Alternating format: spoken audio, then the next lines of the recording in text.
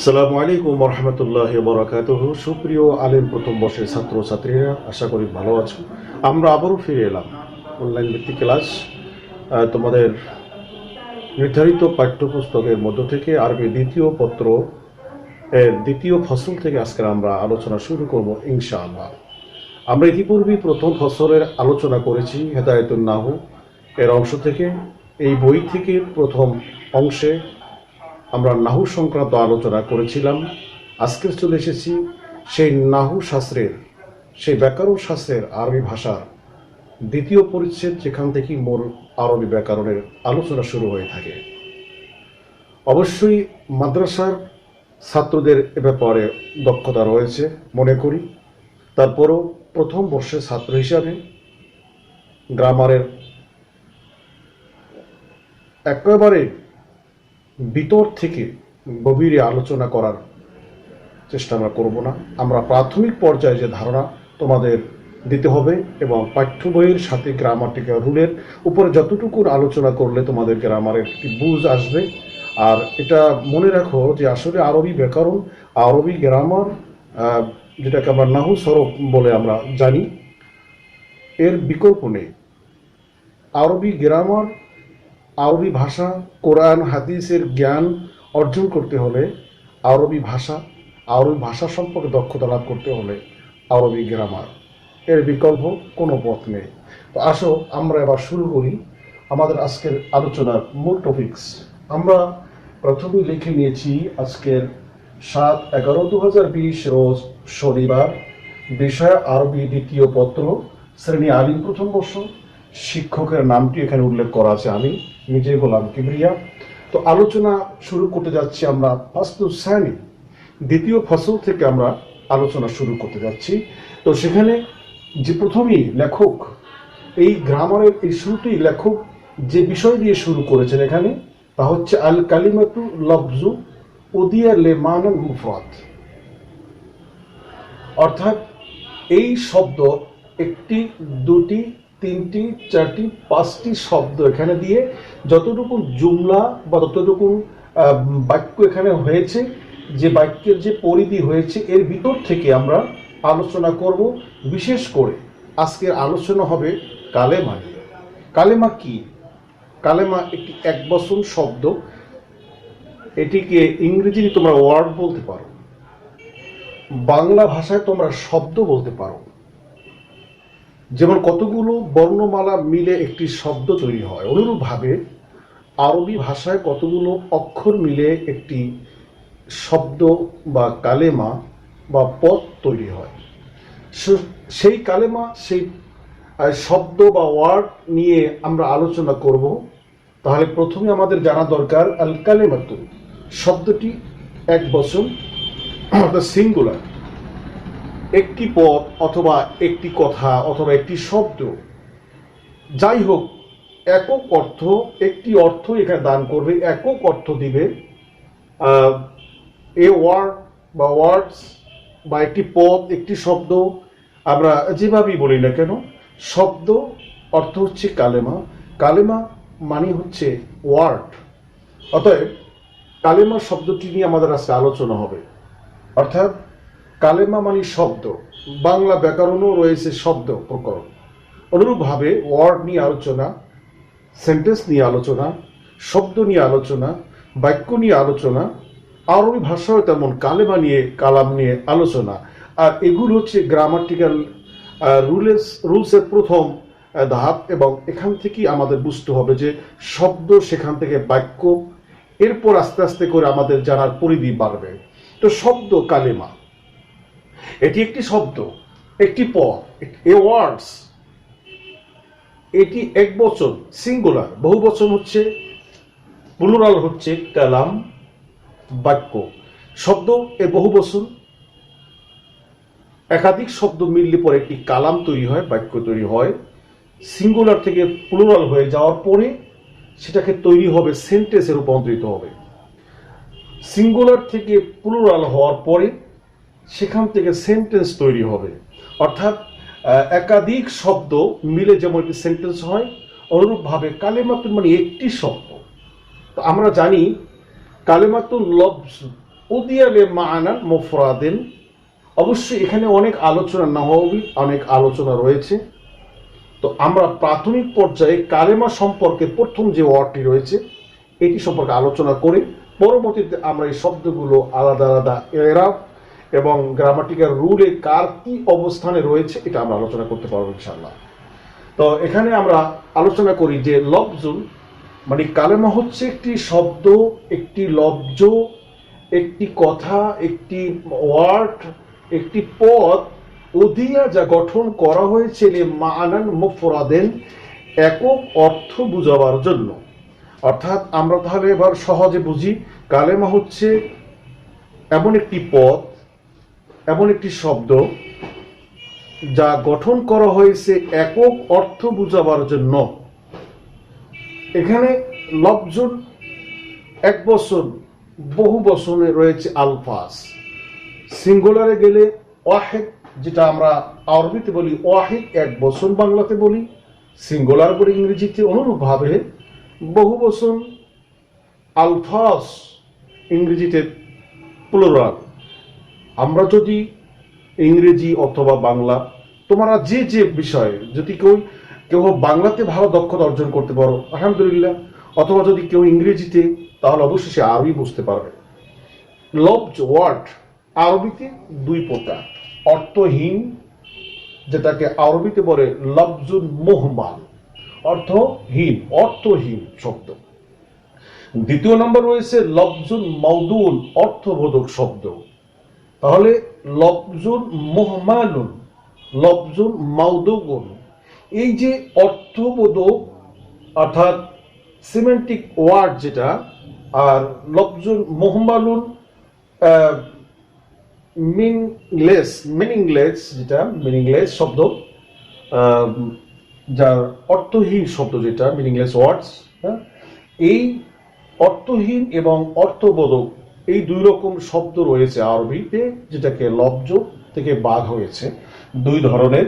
এখন নাহবী এই আলোচনায় এখানে গ্রামার যে আলোচনাটা আমরা শুরু করতে যাচ্ছি, এটি আসলে কি লফজবিহীন আলোচনা, অর্থবিহীন আলোচনা, না অর্থবোধক শব্দ নিয়ে আলোচনা, এই বিষয়ে অবশ্যই আমরা এখানে দেখতে পাচ্ছি লফজুল উদিয়া লে মা'নান মুফরাদেন, এই কালেমাকে গঠন করা হয়েছে, এটা এমন একটি শব্দ বা পদ যেটাকে গঠন করা হয়েছে একক অর্থ বুঝাবার জন্য। তাহলে বোঝা গেছে এখানে অর্থের বিষয়টা রয়েছে, অর্থবোধক শব্দ নিয়ে আলোচনা এখানে। অতএব সেই অর্থবোধক শব্দ আবার দুই ভাগে বিভক্ত হয়েছে। এক নম্বর হচ্ছে মুফরদ, একক, যাকে আমরা সিঙ্গেল বলতে পারি, একক সিঙ্গেল, এটি একক, এটাকে বলা হয় মুফরদ। আর এখানেও বলা হয়েছে লিমা'নান মুফরাদেন, একক শব্দের একক অর্থ বুঝাবার জন্য মূলত এই শব্দটা গঠন করা হয়েছে। তো এখানে অর্থ বুঝাবে একক নাকি যৌগিক, এই বিষয়ে দুই ভাগ, মুফরাদ এবং মুরাক্কাব। অর্থাৎ একক শব্দ, যৌগিক শব্দ, একক অর্থবোধক শব্দ, যৌগিক অর্থবোধক শব্দ, সিঙ্গেল অথবা কম্পাউন্ড আমরা যা বলতে পারি। তো এই হলো মোটামুটি ভাবে কালেমাটা, তার প্রাথমিক ধারণা যে কালেমা এমন একটি পদ বা এমন একটি শব্দ যেটাকে গঠন করা হয়েছে একক অর্থ বুঝাবার জন্য। এজন্য নাহুতে প্রথমে আলোচনা এসেছে আল কালেমাতু লফজু উদিয়া লে মা'নান মুফরাদুন ওয়া হিয়া মুনহাসিরাতুন ফি সালাসাতি আকসামিন, যে এই কালেমাটি যাহা একক অর্থ বুঝাবার জন্য গঠন করা হয়েছে, মূলত এই কালেমাটি আবার তিনটি ভাগে বিভক্ত, ডিভাইডেড ইনটু 3 পার্টস। অর্থাৎ তিনটি ভাগে বিভক্ত হয়েছে এই কালেমাটি, এই শব্দ, অর্থবোধক শব্দ, একক অর্থবোধক শব্দ, এটিকে আবার তিন ভাগে ভাগ করা হয়েছে। ওয়াহিয়া মুনহাসিরাতুন ফি সালাসাতি আকসামিন, এটিকে তিন ভাগে ভাগ করা হয়েছে। তা তোমাদের খেয়াল রাখতে হবে যে আসলে তিন ভাগে ভাগ করার কারণ কি এবং সেটা কি রকম ভাগ হলো, এটাই আমরা আলোচনা করব। যদি আমরা এই তিন ভাগে কালেমা অর্থাৎ শব্দ, অর্থবোধক শব্দ, একক অর্থ বুঝাবার জন্য যে শব্দ গঠন করা হয়েছে কালেমা, যে অর্থবোধক শব্দটিকে 3 ভাগে বিভক্ত করা হলো, এর কারণ কি? অবশ্যই এর কারণ রয়েছে, আর সে কারণেই তা 3 ভাগে বিভক্ত করা হয়েছে। আমরা সহজে সেটা বোঝার জন্য আমরা প্রাথমিক পর্যায়ে এটাকে 2 ভাগে ভাগ করব। 2 ভাগে ভাগ করব এইভাবে যে এমন একটি শব্দ বা এমন একটি কালেমা যে তার অর্থটা নিজে প্রকাশ করতে পারবে অথবা পারবে না। এই অর্থে, অর্থ প্রকাশ করার অর্থে সে নিজে অর্থ প্রকাশ করবে নাকি অন্যের সাহায্য নিবে, এই বিষয়টি মধ্য দিয়েই 2টা ভাগ হবে। অর্থাৎ কোনো কালেমা অথবা কোনো শব্দ সে নিজের অর্থ প্রকাশ করতে পারে অন্যের সাহায্য ছাড়া, আর কিছু কালেমা আছে যেগুলো নিজে অর্থ প্রকাশ করতে পারে না অন্যের সাহায্য ছাড়া। এই দিক থেকে 2 ভাগ হবে। এরপরে 2টা ভাগ হওয়ার পরে দ্বিতীয় যে ভাগটি রয়েছে, অর্থাৎ যে নিজের অর্থ নিজে প্রকাশ করতে পারে, এই ভাগ থেকে আবার 2 ভাগে বিভক্ত হয়েছে। 2 ভাগে বিভক্ত হয়েছে, অর্থাৎ সে তার অর্থটা প্রকাশ করতে গিয়ে কোনো কালের সাথে সম্পৃক্ত রাখবে কি রাখবে না।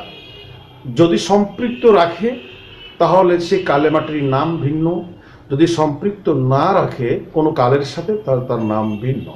চলুন সামনের দিকে আমরা দেখি যে এ ব্যাপারে আমাদের কি আলোচনা আসতে পারে।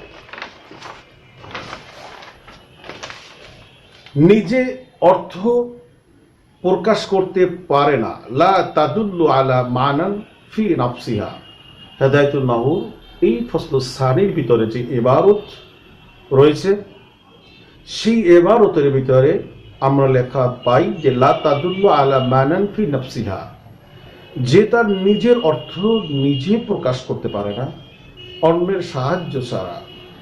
এমন কালেমা, এমন শব্দ, এমন ওয়ার্ডকে কি বলা হয়?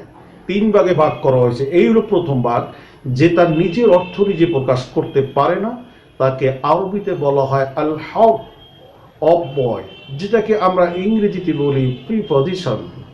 অর্থাৎ যে নিজের অর্থ নিজে প্রকাশ করতে পারে না অন্যের সাহায্য ছাড়া। যেমন ফি মানে ইন, মধ্যে, কিসের মধ্যে? সে এককভাবে নিজে অর্থ দিতে পারে না। ইলা পর্যন্ত, আনটিল অর্থাৎ পর্যন্ত সীমা, কিন্তু কি থেকে কি পর্যন্ত, কোথা থেকে কোথা পর্যন্ত, এই কথাগুলো এখানে স্পষ্ট নেই বা বুঝায় না এবং সে অর্থ দিতে পারে না। মিন, ফ্রম একটা জায়গা থেকে আরেকটি জায়গা পর্যন্ত, ফ্রম কোনো জায়গা থেকে শুরু হতে হবে, থেকে হতে মানে এর অর্থ সে নিজে দিতে পারবে না। ঘর থেকে, ফ্রম হাউস, হ্যাঁ, আমার থেকে, ফ্রম মি ইত্যাদি। অর্থাৎ থেকে, হতে, মধ্যে, পর্যন্ত, এই শব্দগুলো যাকে ইংরেজিতে বলা হয় প্রিপোজিশন, আর এটিকে আরবিতে বলা হয় হারফ। অতএব শব্দ, ওয়ার্ড যে বিভক্ত হয়েছে আরবি ভাষায় 3 প্রকারের। তার প্রথম প্রকার হচ্ছে যে সে নিজে অর্থ প্রকাশ করতে পারে না, এমনটিকে অব্যয় বলা হয়, তাকে আরবিতে আল হারফ বলা হয়, ইংরেজিতে প্রিপোজিশন বলা হয়। আমরা পড়েছি পার্ট অফ স্পিচ এর বিভক্তিগুলো পড়েছি, noun, pronoun, verb, adverb, adjective, preposition ইত্যাদি যেগুলো সব রয়েছে। তো সেই প্রিপোজিশনই কিন্তু এখানে, যদি আমরা ইংরেজি গ্রামার ভালো বুঝি তাহলে কিন্তু এখান থেকে আমরা এই বিষয়টি বুঝতে পারবো। বিশেষ্য, বিশেষণ, সর্বনাম, অব্যয়, ক্রিয়া যেগুলো আছে বাংলা ভাষায়, সেগুলো যদি আমরা ভালো করে বুঝি তাহলে আমরা এই যে কালেমা, পদ, এই বিষয়গুলো আমরা সহজে বুঝতে পারবো। তাহলে দ্বিতীয় প্রকার হলো যে নিজের অর্থ নিজে প্রকাশ করতে পারে, তবে কালের সাথে মিশবে কি মিশবে না, সময়ের সাথে মিশবে কি মিশবে না। অর্থাৎ আইয়াকুনা মাউদিয়ান আও মুস্তাকবিলান আও হালান ইয়াকতারিনু বিজ্জামান। কিছু কালেমা আছে, দ্বিতীয় প্রকার হলো ওই কালেমাগুলো, যে কালেমাগুলো সে নিজের অর্থ নিজে প্রকাশ করতে পারে, কিন্তু সে কোনো না কোনো কালের সাথে সম্পৃক্ত হবে। এটাকে বলা হয় আল ফেলু, অর্থাৎ ভাব, যেটাকে আমরা ক্রিয়া বলি বাংলা ভাষায়। অর্থাৎ সে বর্তমান, অতীত, ভবিষ্যৎ এর 3টি কালের যে কোনো একটি কালের সাথে মিলে অর্থ প্রকাশ করবে। সে সাহায্য করেছে, সাহায্য করে বা করবে ইত্যাদি। এটাকে ভাব বলা হয় ইংরেজিতে, আরবিতে বলা হয় ফেল। তাহলে এই ফেলটি নিজের অর্থ নিজে প্রকাশ করতে পারে, কিন্তু সে মূলত জবান জামান, আমরা যে বলি জামান, কাল, এই টেন্সের সাথে কোনো না কোনো সে জড়িত আছে, হয় বর্তমান, না অতীত, না হয় ভবিষ্যৎ। আর তৃতীয় প্রকার যেটা রয়েছে, যে সেও অর্থ নিজেরটা নিজেই প্রকাশ করতে পারে, কিন্তু সে কোনো কালের সাথে সম্পৃক্ত রাখে না। অর্থাৎ সে একটি এসএম, অর্থাৎ আরবিতে বলা হয় আল ইসমু, নাউন বলা হয়, বিশেষ্য বলা হয়, যা একটি নাম বোঝায় মাত্র, এর দ্বারা কোনো সময়ের সাথে সম্পৃক্ত রাখে না, কি অতীত, কি বর্তমান, কি ভবিষ্যৎ। অতএব আমরা মোটামুটিভাবে কালেমা কি এবং কালেমার অর্থ কি এবং এর গঠন করার পদ্ধতি কি এবং এর দ্বারা আমরা কি বুঝতে পারি এবং কালেমার প্রকারগুলো কি, সেই প্রকারগুলো সম্পর্কে আমরা প্রাইমারি লেভেলের আমরা কিছু ধারণা নিলাম। আশা করি সামনের ক্লাসে আমরা পর থেকে আমরা আলোচনা শিখব। এ পর্যন্ত তোমরা ভালো থাকো, সুস্থ থাকো, নিয়মিত পড়াশোনা করো। আল্লাহ হাফেজ।